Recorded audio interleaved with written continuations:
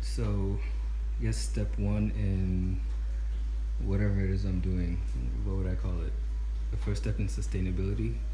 Install two NEMA switches, or two NEMA plugs rather, two NEMA 1450 plugs. All I had to do was cut a huge hole in my wall. Well, this one was already on the way out because it had a dent in it. So running the wire from the basement seemed like it was this was actually a perfectly placed dent in the wall. So I was able to do that. And the funny thing with this thing is I got the ones with, I got the junction, well, not the junction box, the switch box with the nails right here. So it was kind of interesting trying to swing a hammer to make that impact. So I had to go buy a palm nailer. The palm nailer worked perfectly, like actually better than I thought. And probably I'm gonna have to write a review to these guys. All you need is, I guess, one of these guys, a pancake compressor, some good hose, a camera that can focus properly, and this guy right here. This is the rigid palm nailer.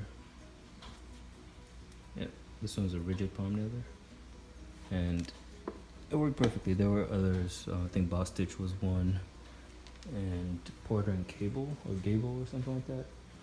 But I preferred, at least Boss Stitch was the one that I grabbed readily. The other ones were too high up. I didn't feel like getting on a ladder.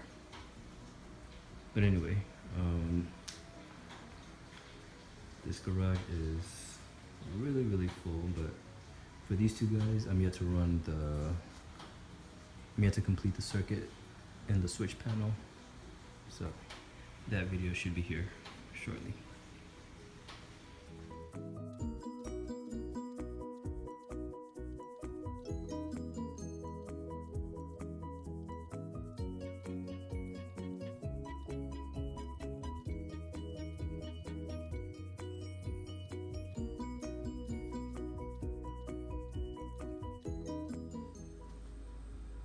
Jersey patches to the rescue. Now all I need is some 20 or 45 plaster, and this wall will be looking good as new. Can't wait. And I have the patch panel to worry about. Isn't that awesome? Yeah, let's take a closer look. If the lights, I don't have great lights in here, but that is nice.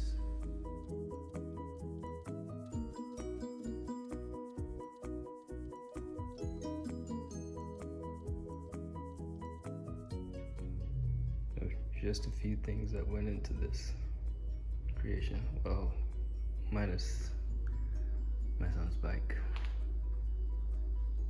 Still waiting for some of this stuff to dry. But yeah, I chose the 45-minute compound instead of 20-minute because 20 is just so hard to work with. And I must say, it turned out pretty good.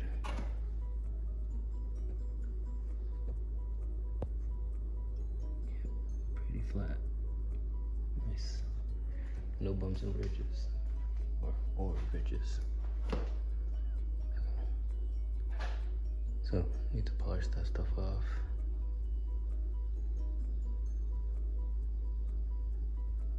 I'm gonna like sand it off.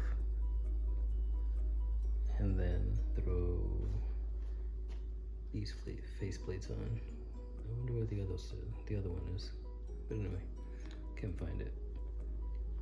And when you're cutting the wire, make sure not to use that. That's practically useless, because the wire is just too thick. Alright guys, I need to finish this video up and put it out there for anyone that wants to watch it. Alright, don't forget to like, share, comment, and subscribe. Thank you, thank you, thank you.